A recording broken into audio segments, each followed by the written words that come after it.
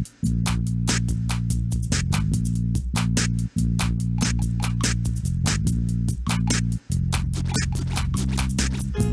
a lot of time to consider what matters most to me.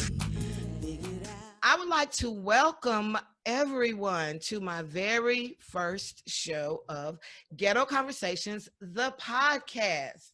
All right, man, I've been working on this for so long. I tried, but guess what? I didn't give up because y'all know me. Y'all know me, I'll dig in. All right. So our first show, I really just kind of want to let you guys know what Queen, I'm sorry, not Queen Things, what Ghetto Conversations is all about. I'm so used to interviewing for Queen Things, y'all, because y'all know I'm multifaceted.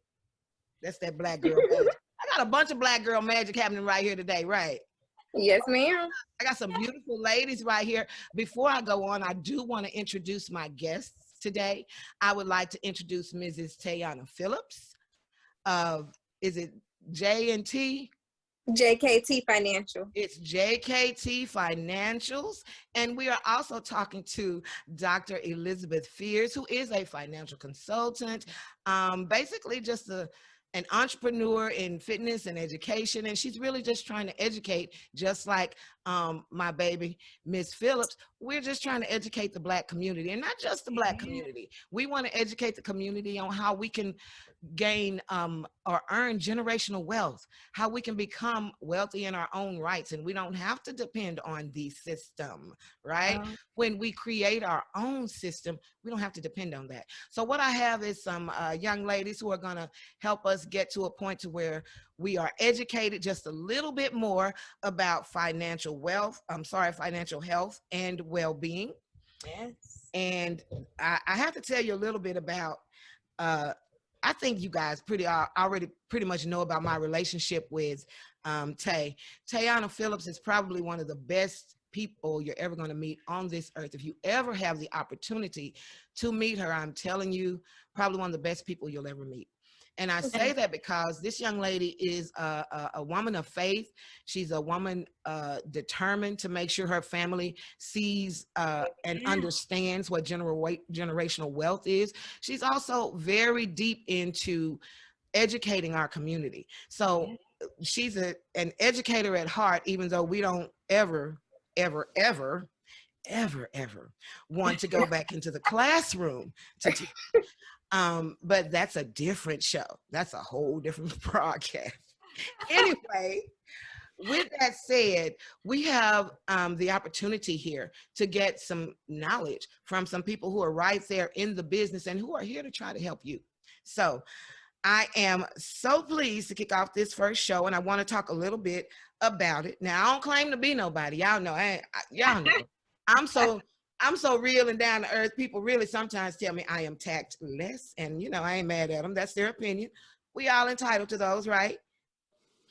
But among the plethora of things that I actually am, I am a member of a community, and we're all part of smaller, more intimate communities. But the truth is, we are all included inescapably in the greater community. That means we have a responsibility to that community. I don't have any money. See, so, you people that's trying to attack me with this identity theft, you can quit trying. You got me. It's gone. But without that money, I can still do what?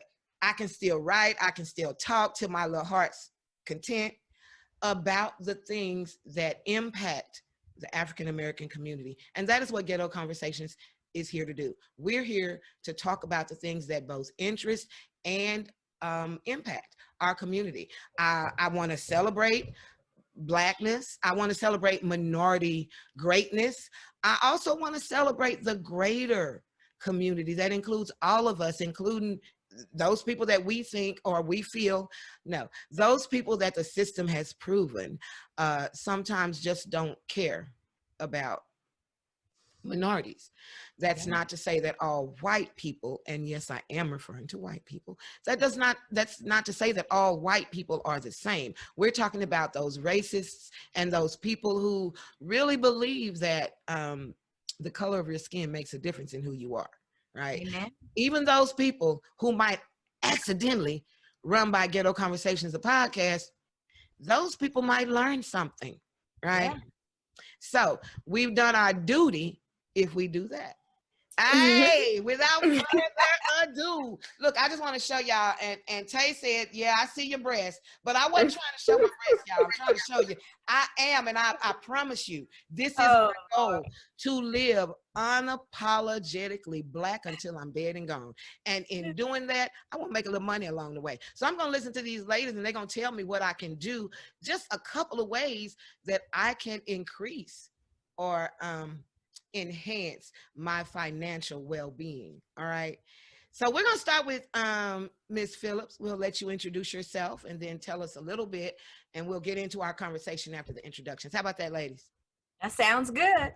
Sounds good. All right. Well, my name is Tayauana Phillips. I am the co-owner of JKT Financial with my husband. I am a former educator, so I definitely know about learning and being able to share and teach people information. Taught for 8 years. Not going to go into that story, but that gave me the opportunity to really be able to learn something different. It made me uncomfortable and pushed me into learning the financial industry. When I was first introduced to the financial industry, one thing that I did, I thought I knew it. I was very naive. I'm not gonna lie to you. My friend said she wanted to teach me something, and I was like, girl, I think I'm good. But within 5 minutes of the conversation, I realized that my husband and I were not good. And just to give you a little background, we have 4 children. When she met with me, 3 children married and 1 on the way, and nobody had ever shared any information with me about life insurance. And I was shocked. And to be, married with kids and not know anything about life insurance was just flabbergasting for me. And so I decided that it was my responsibility to learn this information and then to be able to teach it to people in my community, because I realized there's a lack. There's not enough people who look like me willing to teach it to the people who look like me. And then the other lack is there's people who will serve our communities, but they're only serving it to make $1, not serving it to really benefit the people in our community. Right. And so I saw a deficit and a problem, and I decided that I wanted to be part of the solution. Absolutely. You know what? I heard you say a couple things, though. A couple of things that are very interesting. Excuse me, guys. I'm so sorry. Excuse me. I was telling Tay. Coming down with a cold because I did it to myself. But, I heard you say responsibility. Like, we have a responsibility. All of us, we come up with these different things. We give ourselves these different roles, right? And we say, oh, I'm responsible for this and I'm responsible for that. But no, these are self-imposed things, and you're not always responsible for all of it, guys. So I know that I am responsible for being responsible with my finances so that I don't harm the smaller economy, and I'm able to work within the greater economy, right? So I think that to be at a point where you have an entire family and you don't know that it's relevant and how important it is to have life insurance, I'm almost certain that Tayauana Phillips is not the first and certainly not the last to have that realization. That means there's work to do. There's people to talk to, right? Dr. Fears.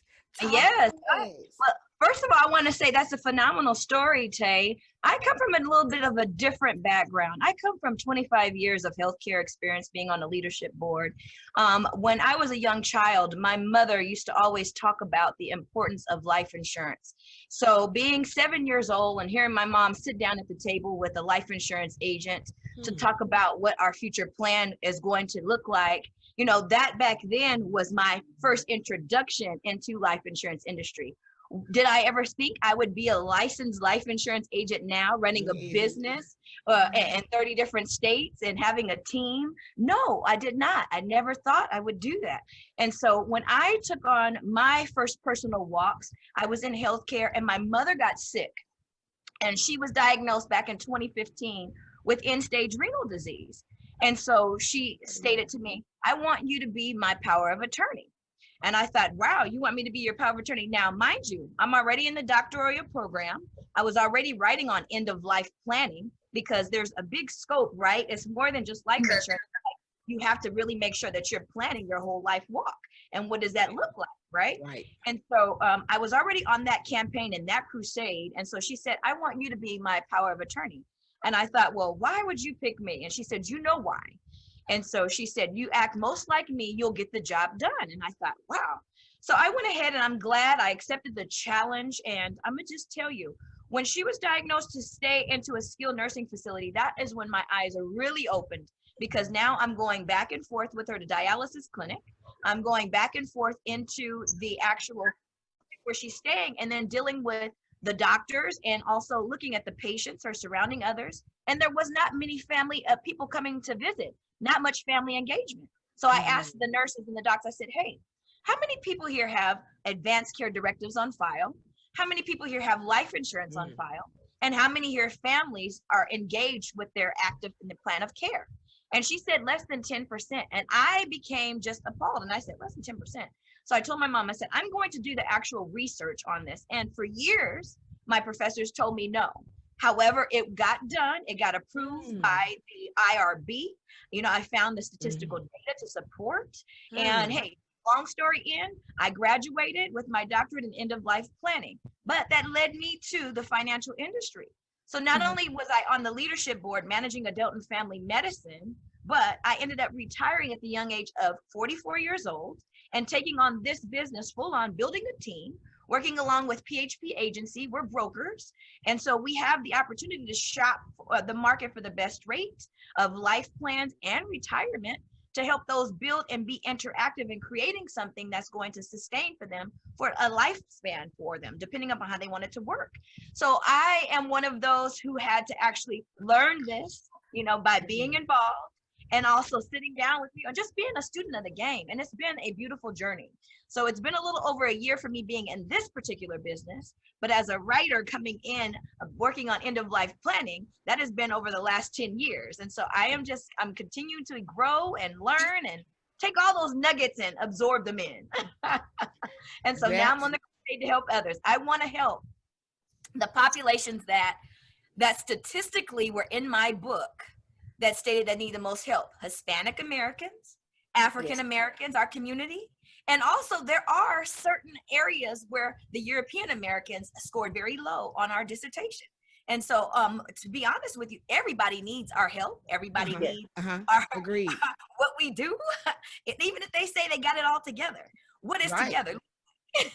What does that look like, right? And but it's a different picture for everybody, don't you think? Yeah. Like, so since everybody's financial, you know, portfolio is going to look somewhat different, we all need to learn how we can make those different things work for us. I don't want to give away too much before I want y'all to do all the technical talking. We're not going to tell everybody that I'm also a licensed insurance agent. Ooh, but I just did. So the thing that made me get you ladies together is the fact that you remind me so much of each other. I don't know if you've recognized it, but because you are in this industry, you guys have a passion. Like Tay has this really urgent passion about life insurance. It's urgent. And I want for you guys to just kind of discuss with me, because, you know, help me. I should be working in the field. I'm sorry, Tay. I should be working in the field. I've had some things that went on. So everybody know, y'all know, my love is writing. If I can write everything about the field, I'd do that. But it's hard for me to get the legwork done. You know what I'm saying? And that's with everything else that I have going on. And that's because I chose to follow. I'm also a woman of faith. And I chose to follow what God told me. God told me, you have a special gift. You have a way that you help people. And I gave you that way a long time ago. So sit down, write, act like you got some sense. This is what I want you to do. So it's just like, no, I don't call myself a prophet. Don't get it twisted. No. Don't let that lie get told. What I do say is that I know that by inspiration of God, I'm given what I'm supposed to do.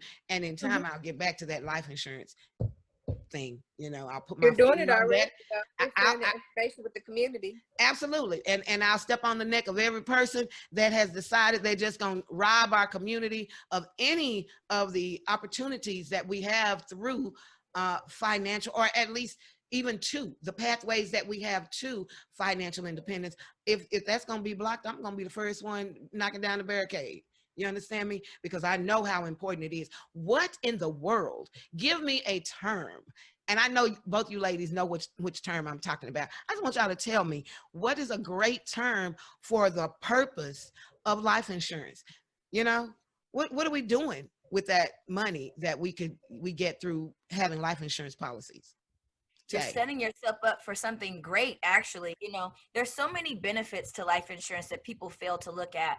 Most of the time, people think of, okay, so yes, talking about death is a sensitive topic, all right? And some people, and a lot of families, they kind of get like turned off when you're talking about death. But there's two things in the world that people really need help with. That's being born, and that's also exiting and leaving this world. Especially if you have something terminal going on, you have to have somebody that's comforting. I don't know if you know anybody who's had cancer and you've seen palliative care come in or hospice come in, but those nurses are there to make them go at ease. So life insurance brings you peace of mind. That's to help you go at ease. That's to help the people that are surrounded by you to also take care of the things that you have left behind. Not only that, the new versions of life insurance, they come with living benefits, which can actually help you live if you were diagnosed with chronic, critical, or terminal illnesses, where you can access a portion of your money. You can use it for whatever you need to use it on while you're living.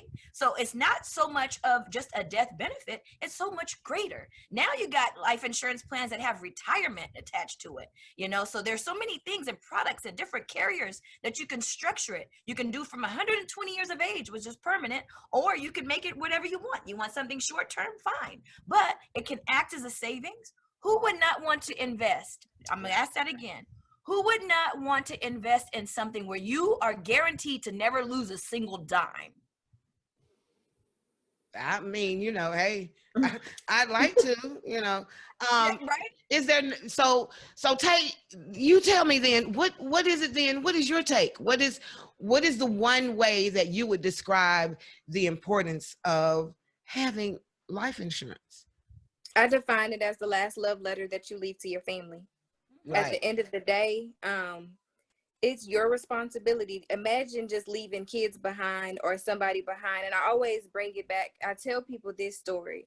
I bring it back to relate to us. As a teacher, I forever saw a grandmama who didn't expect her child to be passed away. And then she's like, Lord, now I got to struggle. I got all these mouths to feed. And so instead of leaving a burden to your family, you hate to say that, but it is, you leave a burden to your family where they have to take care of not only laying you to rest. Yes, that's what we've been taught life insurance is about, but it's not.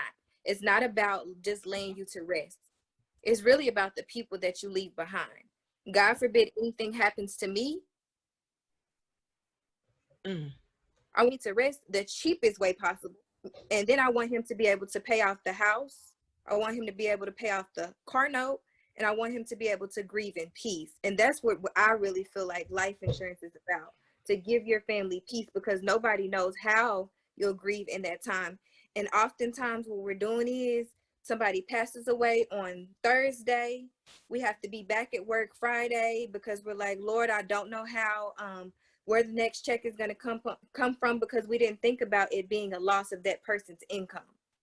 And so when I think about that, it's setting your family up for success versus us having to do GoFundMe's and make plates. There is not enough plates in the day to lay you to rest and to take care of your kids. She's saying enough plates. We're not going to sell enough barbecue plates to bury Uncle Fufu. Barbecue, fall, fried fish, Or whatever you're wash. trying to sell, it's not enough.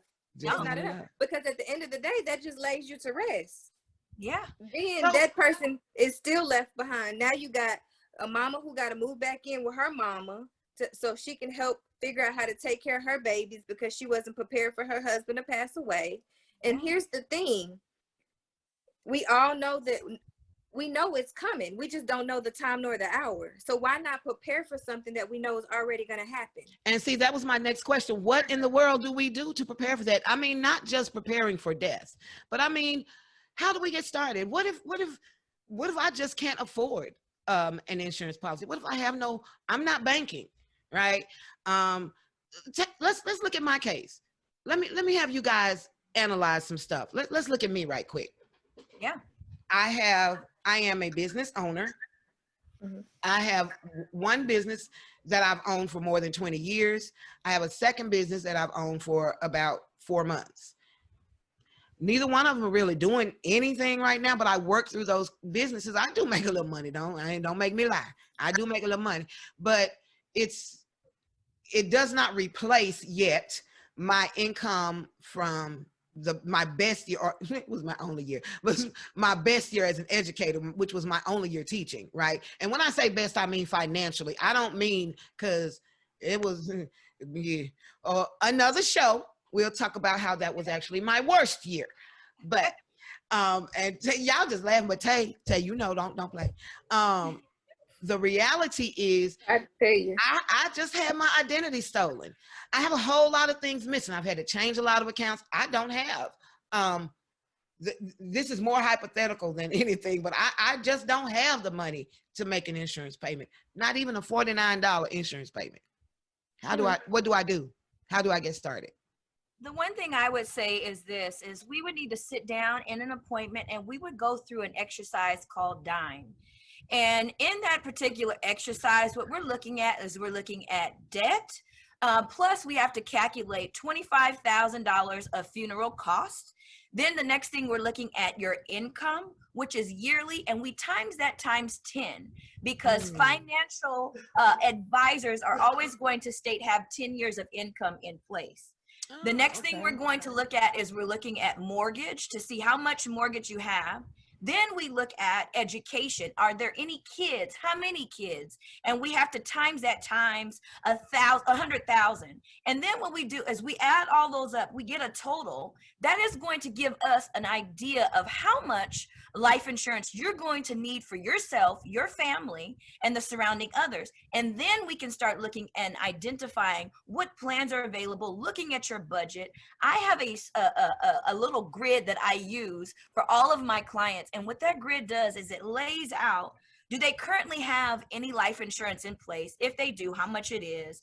What are they looking to spend on the next type of policy? How do they want that policy to perform after we calculate those numbers? Right. What's their monthly budget that we can put into them so that we don't take food off the table? And then from there, we build based upon what the client has stated that they can afford. There's policies out there that could do it, but Tay, you may have another spell as to how you would do it. How would you break it down? so that's one of the ways I do use the DIME technique. And then I also offer a financial needs analysis. And so what I have them do, we're going to fill out this budget.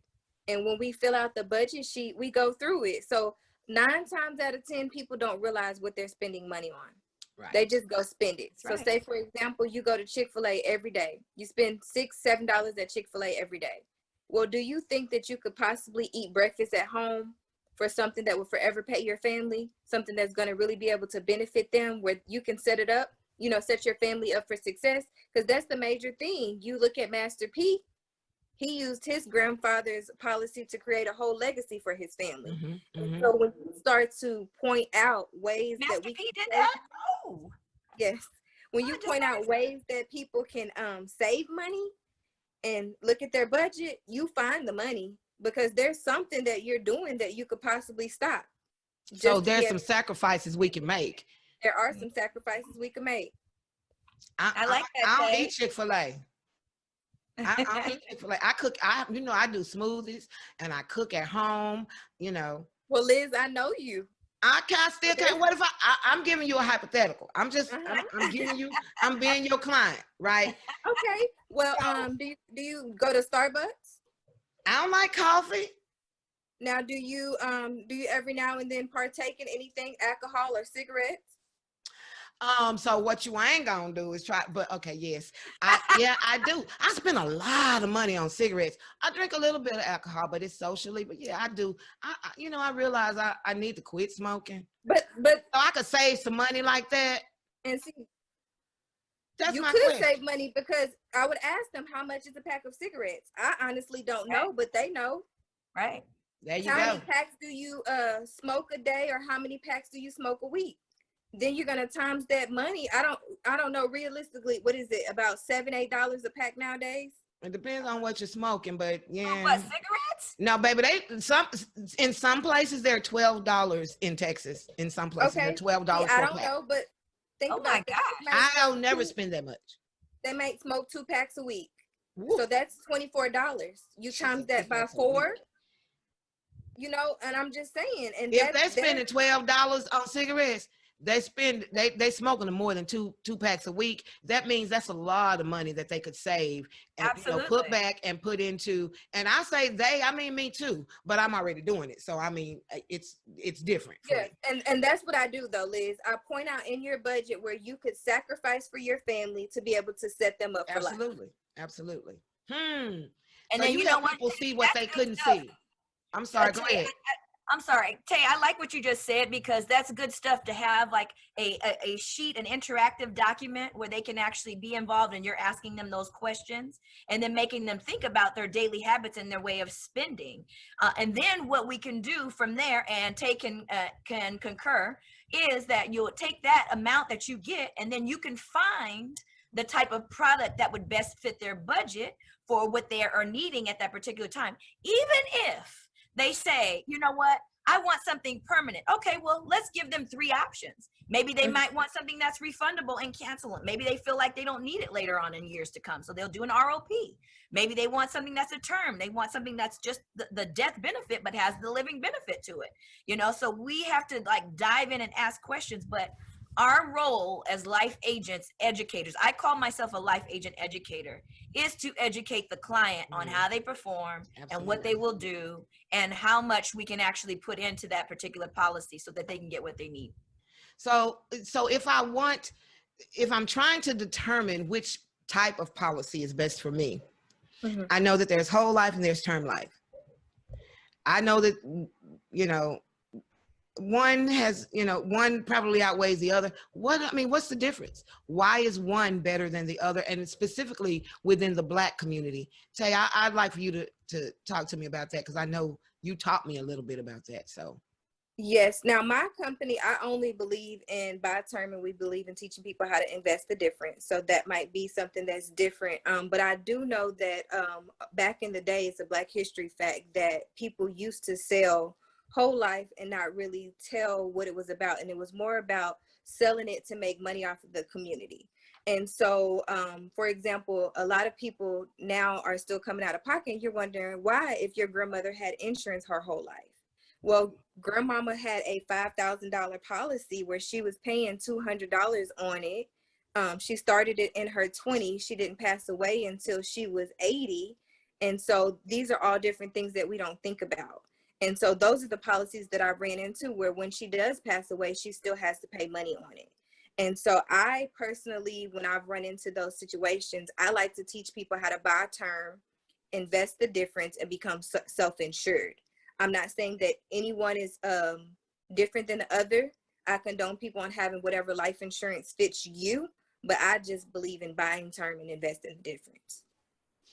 So that seems like that would be the wisest thing to do. If it's something I'm just saying now, this may sound petty, but if I can make money doing it, if I can replace a whole income at the end of that term, should somebody pass away, I don't see why I don't see why anybody wouldn't want to make sure that, one, you're covered while you're alive, and then you're taken care of, or the people who are left behind are taken care of once you're gone. You don't have that debt left because you've created that financial wealth with not only life insurance, but if you talk to the right people and you learn the right things, you can then get into investments, securities and dividends, things like. I'm not well versed on that.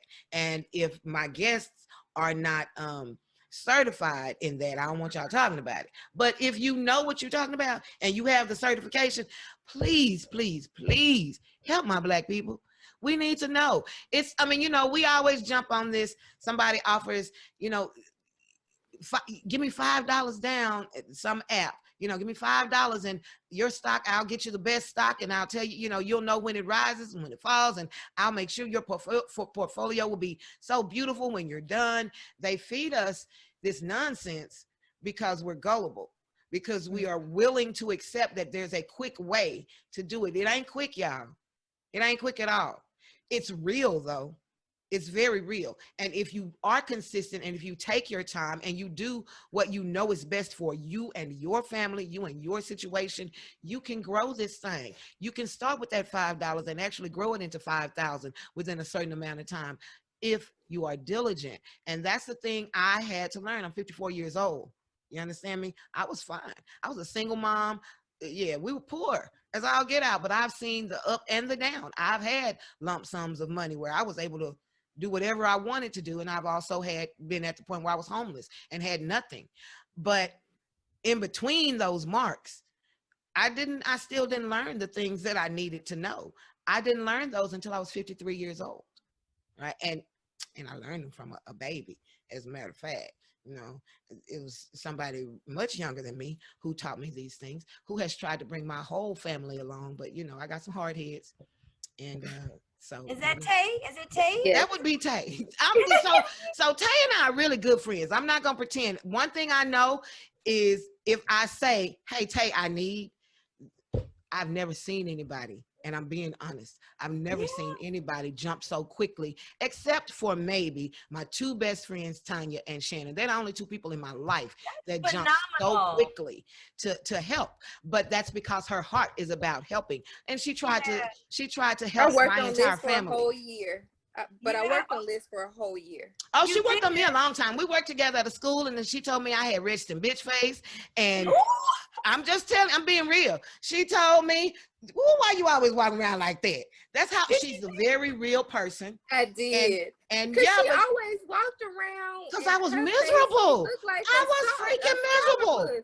So one day I asked her, I just looked at her, I said, do you mind if I asked you a question and can I just be myself? I said, can I talk to you like I would talk to a sister? And she said, yes. And I said, you walk around with resting bitch face. What is wrong? What is wrong?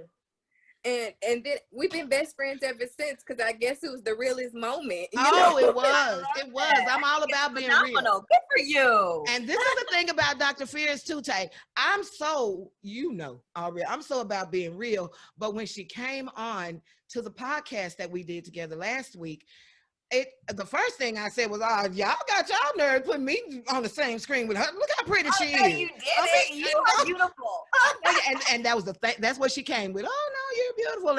And to determine the difference between us when we were answering questions, they called her doctor. They were like, what are we gonna call? We got two Elizabeths. What are we gonna say? I said, you just call me Queen. And funny as it is, nobody else did, but throughout the entire show, she just called me Queen. Well, Queen. I was like, and I felt royal. I feel good.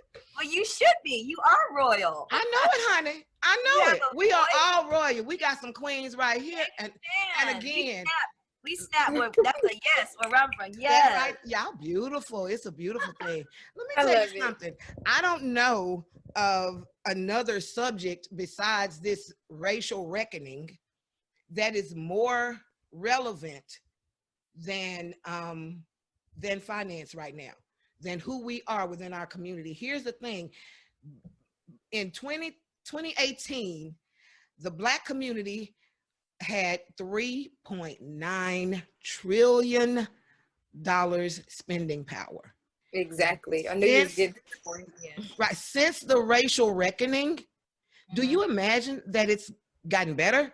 Has there been a wider gap in the difference between the races? Or I'm talking about the races. Do you see a difference between that now, as opposed to, because now mind you, the minority makeup is Hispanic, Asian, and African American. So we have a minority number, right? We all have, I think Hispanic is like 1.5, or at that time it's like 1.5 million.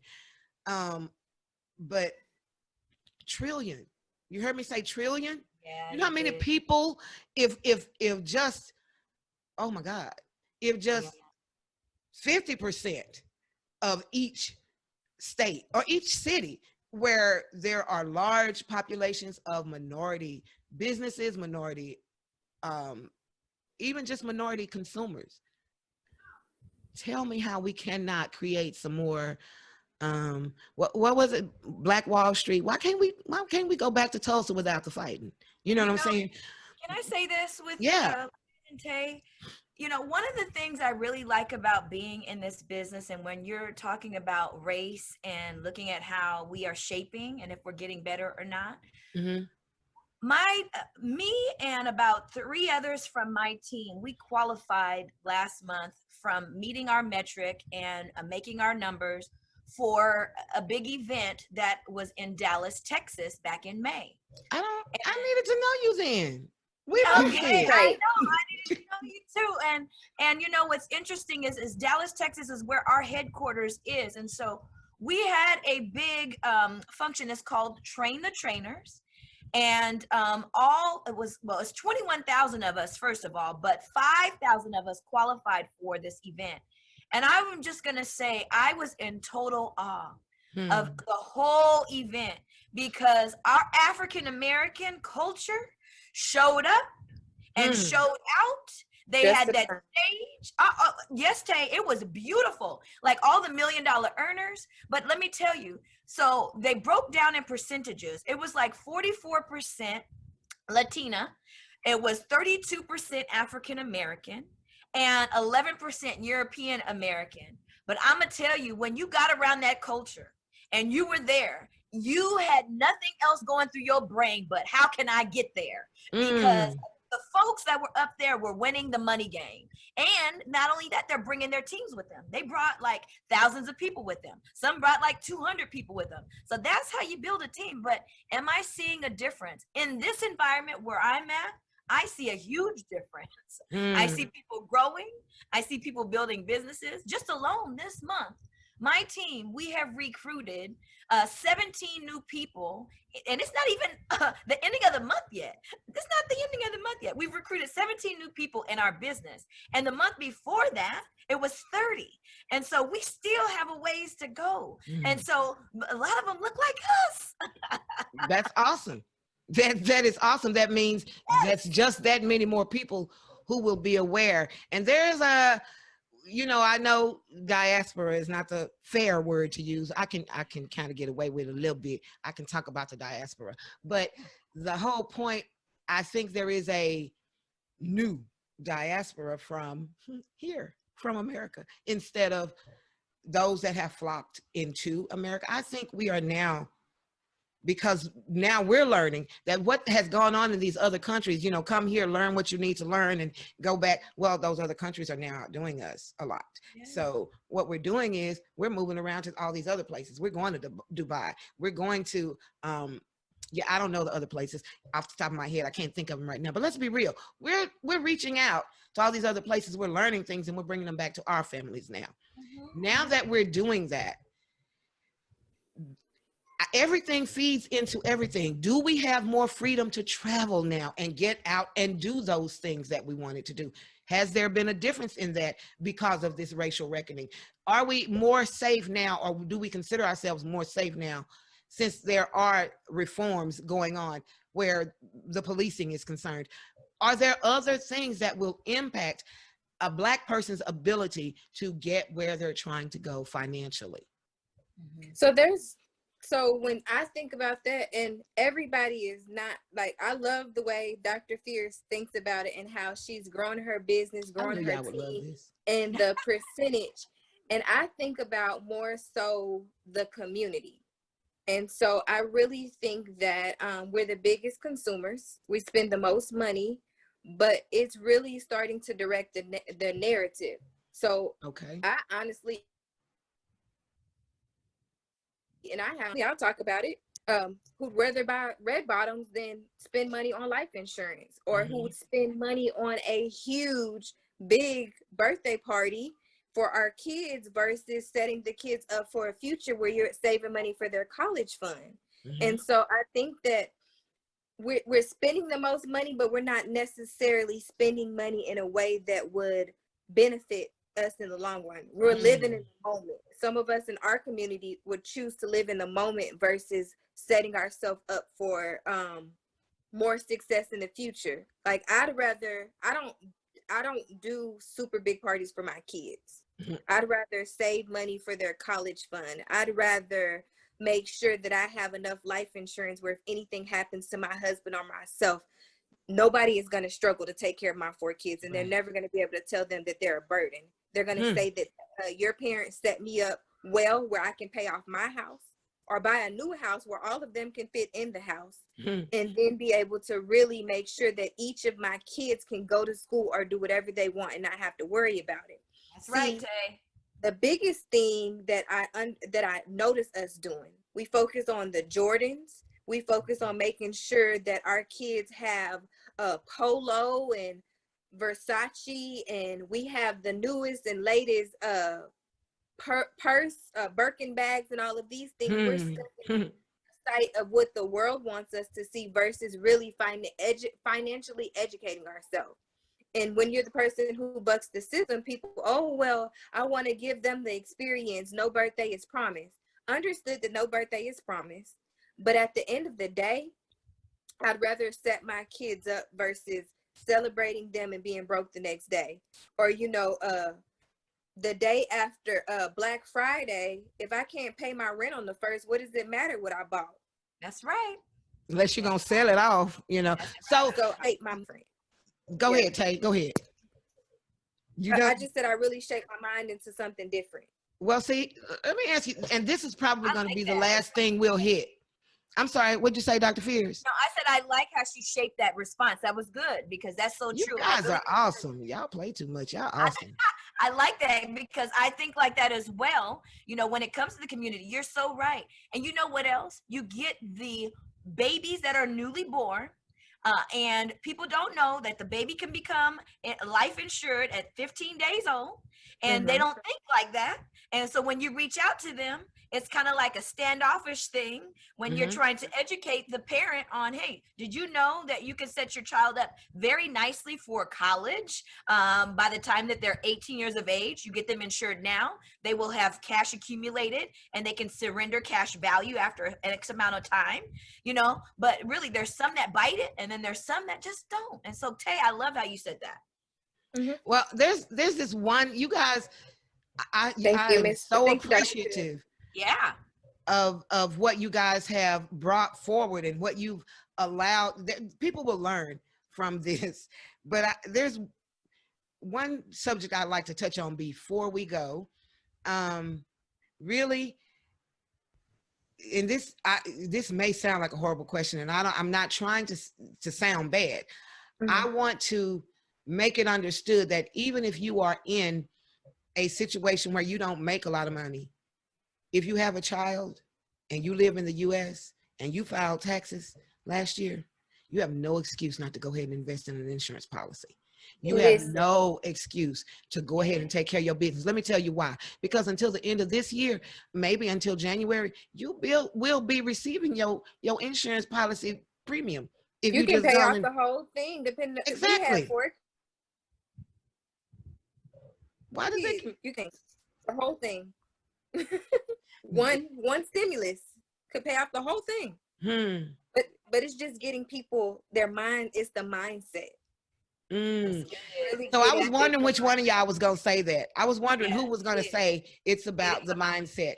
How do we change our minds, Tay? How do we change our minds, Dr. Fears? The sad part about it. Oh, go ahead, Dr. Fierce. No, go right ahead, Tay. Hey, I'm happy to go ahead. Go ahead. I was gonna say the sad part about it is most of the times we don't change our mind until somebody does lose their life without life insurance or lose a child who doesn't have it and have to experience the fact of not having it. And once somebody's gone through that, that's when you really get people, because then it's, oh, I need my whole family insured. Oh, this is a big deal now, when it doesn't have to be that way, but that's the way it is. When that one person and that family loses somebody deep to them without life insurance and has to go through the process of burying somebody without it, that's when we change the mindset. And you know what else, Tay? In addition to that, when the diagnosis comes along as well too, and somebody has to be admitted into a facility and they realize how much it costs, And then they wait until it's too late to try to figure out, or when it's really expensive, because now they have a diagnosis on file, and insurance companies look at age and diagnosis. And so now they're wanting to reach out and say, hey, you know, that policy that you mentioned last month or so, I want to get it. But now they're not going to get that rate because now they have something else that's going on, and they're going to take that into consideration. And so you're right. It's always when something happens, but I always believe in power of education, because even if you are educating somebody from a year or two ago, and that education will stick. And I've always been one, I like this. If I can get a big burly man who looks all like very, very, let's see, macho, and then he's against life insurance, and then you got him in front of you and you're educating him. And at the end, when he says to you, I learned something, that is kudos in my hat. Because I feel like they're the hardest to get through, right? You gotta like the big burly men, they the hardest to get. It's because their skin is so thick, that head. But Tay is right. Mindset is everything. But once we educate them, that's going to be something that sticks to them. We can use keywords, you know, like, because nobody knows their fate. You can do your normal routine every day, same old, same thing, day in and day out. And then all of a sudden something happens. It's like, oh, shoot, I'm not protected. And, you know, what do you do? You know, and I like to share this story about my mom. So back in the day, even though we sat down at the table with the insurance carrier or the insurance agent, he did not properly educate my parents on the policies. So when she became 71 years of age and had to be admitted into the skilled nursing facility, guess what? She didn't have any insurance. Because those clauses and exclusions. Yeah. She didn't have and any we insurance. don't know about them. Nope. So what we're going to do is we're going to give some contact information. Oh, okay. You ladies are going to talk about how people can reach you. I know that Dr. Fears, you are in the Sacramento area, Sacramento, California, and Tayauana is here in Texas doing her thing. So you guys give your information, tell how you can be reached on social media, and let's get ready to go ahead and wrap this up, because I think we just helped some people. What do you think? I think we did. Yeah. So Ms. Phillips, how can we get in touch with you? All right, you can get in touch with me on Facebook. I am Tayauana Danielle, Danealle. Always text or call me. My phone number is 46944. You're gonna have to give it again. I am a licensed. You're gonna have to give it again. Yeah. 469 7. Should have messed me up, y'all. 469-323-7344. I'm licensed in the state of Texas, Oklahoma, Kansas, Mississippi, and that's it, I think. All right. So, Dr. Fears. Yes. All right. So you can find me. I'm located in the Sacramento area, but I am also licensed in California, Georgia, Oregon, Hawaii, Michigan, Arkansas, Mississippi, Arizona, Kansas, Louisiana, Texas, Virgin Islands, Virginia, and a plethora of other states. Okay. But I can be reached on Instagram under Elizabeth Armstrong -Fears, and also on Facebook as well. But you can call me 916-236-9031. Or you can email me at financialbizwithdrliz@gmail.com, and that is biz as B-I-Z, and then with doctor, that's dr.liz@gmail.com. All right. So I will. I'll also make sure it's on the screen at the end. You guys will be able to see it. And again, this has been amazing for me.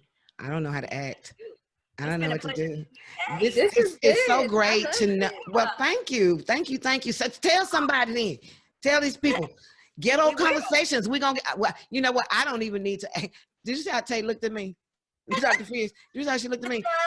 Because the first thing she does is she can see anything from me. She gonna read it first, but then she's passing it on because it's information she knows. And I think that this combination here, oh my God, you guys working the states, huh? Y'all working it out. Y'all saving people, saving lives and building dreams one at a time, right? one family at a time. I am so appreciative that you have made this show beautiful and successful in my eyes. I don't care about nobody else's eyes. Today, either you like it or you don't, but to know that you guys have so much to offer our community, I want to pump you up. I'm gonna push you as much as I can. From here, Dr. Fears, I'm still gonna hit, I need everybody in Sacramento to know, right? Thank you. And I want everybody in Texas, or everybody in Dallas, Wilma, Hutchins, all those areas out there. We want them all. We want all of them, right? That's what's gonna happen because we want to save our community. It's that simple, Yes, ma'am. right? Amen. I love you, ladies, both of you. Tay. We love you too. This was awesome. This was amazing. Yes. And may So I say, let's do it again sometime. yeah, I want to ask Tay this because our headquarters is actually in Dallas, Texas, PHP agency, and my executive vice president just moved from California up there he landed Sunday. And so they're opening up a brand new office out that way. So that would be interesting. You guys should all meet each other. Yes. You need to make that connection then, Doc. Yeah.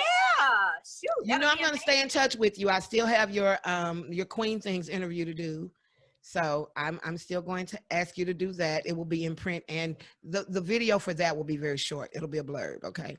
Okay. I won't force you to keep watching my face on this video all the time. Well, we want to be a part of your formal crew. Yes, Hey, ma'am. that works I'm for on the me. board. Yeah. You can't You get got rid of me. me. You say You what, got Tay? I said I'm on the board. You can't get rid of me. Oh, yeah, she might be chairman. I ain't nobody playing. Listen, awesome experience. You guys keep loving the community the way you do. Keep doing what you do. Please don't stop. Please, if there's any way I can help, always contact me, and I will do everything I can because I got a big old mouth. I have a magazine. I sell some books. I'll write a book about it if you want me to. But, it is what it is. I got you just like you got me. And that's what I want for this community. So I knew y'all would hit it off because y'all so much alike. You want to get that information out there, but you have strong personalities. You know what I'm saying? You have something that makes people listen. They pay attention. So, and that's, if they're going to pay attention worldwide. Let's go and go worldwide. We're going to be Facebook Live. Yes, ma'am. I love all the women who can support each other. That's what I love. Oh yeah, that's beautiful. That's always my thing. It always, because when you think about it, I've had ladies in the past, they're not supportive. They're in the background, not cheering you on. Okay, that's enough of that. Go on about your business. That's not in my inner circle. But I want to surround myself with people that are like me. I mean, Tay and you are like me. We're on the same campaign. We're bringing awareness out there to people. And that's what it takes, is that you always have to build these relationships. And that's what my book was about, building relationships. Well, I meant for you to talk about that. Talk to me about that book right quick. It said, I'm not in the meeting right now. Just tell me about the book. I at least need to know the name of it so I can refer people to it. And then I want to talk to you about your process and see if you want to invest in a publishing company. I'm just saying. I don't play no games. I'm being very honest. I'm very serious about that. Sure. This is my current income replacement. Okay. Okay. Tell us about your book, Doc. Well, the book is called Overcoming Adversities in the Corporate World. And I was inspired to write this book because it was my own personal story. It was as an African-American woman working in the corporate world. Rules sometimes were always in place, but not always fair, to those that didn't look like everybody else. Mm-hmm. And so I wanted to write a book that told my story because there were some things that happened to me in the corporate world that just weren't fair. It wasn't fair. Mm-hmm. And so I documented everything. And then I decided I'm going to use this for later. And I saved it all and I wrote a book. And the book really is to empower those who are struggling in a corporate position, but yet not having any outsources or feeling like they can't tell what their feedback has been because they do it behind closed doors. But in public, they're smiling at you like, all this stuff. But behind closed doors, it's a different story, right? And so I was able to capture those moments, put them in a book and publish them. And so my goal is that anybody who's struggling, they want to learn nuggets on how not to damage the working environment, but yet continue to build relationships and turn that stuff around so that it doesn't fall on you, but now it makes that other person looks like some type of way, because it's not you. And then knowing that people put you in a box for whatever reason. There are all kind of biases that people put you in the box for.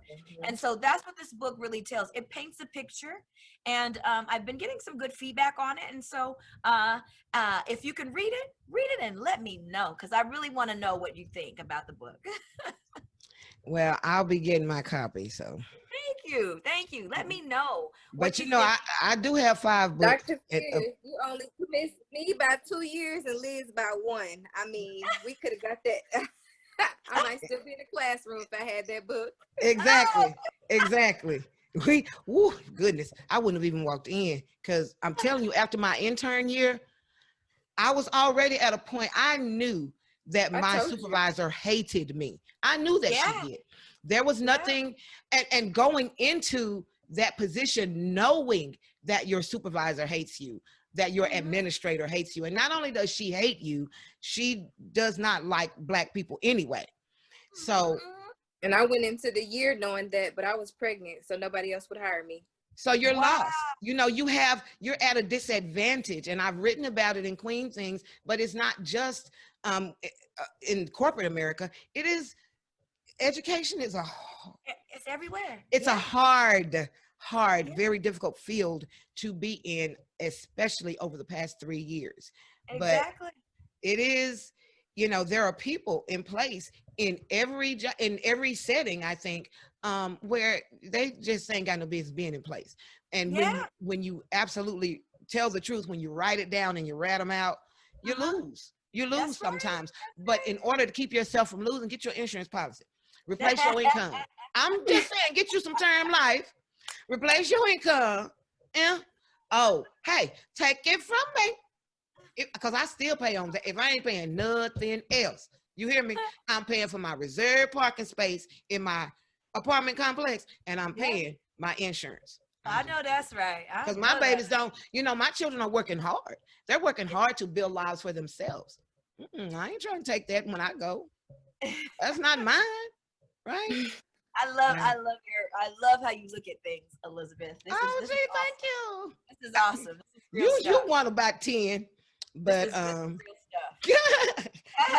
joking. You know what? I know. I won't even get into me. Y'all are wonderful. Some of it is gonna be. I'm probably gonna have to edit, but if I don't edit, this is gonna be real goofy. The whole goofy thing is gonna be there. Okay. I just want you to know it's about that conversation, baby. It's about ghetto conversations. We want to talk about the conversations that affect us. All right. Yeah. And thank you, ladies, for making this so freaking awesome. Oh my God. Get it, girl. Thank you. And for real this time, I'm gonna go, but I love you. All right. I will be loving you too. Kiss love my you. KK. I'll drop her off. Social media. Okay, I yes. did. Okay. Bye, guys. Bye, guys. Bye.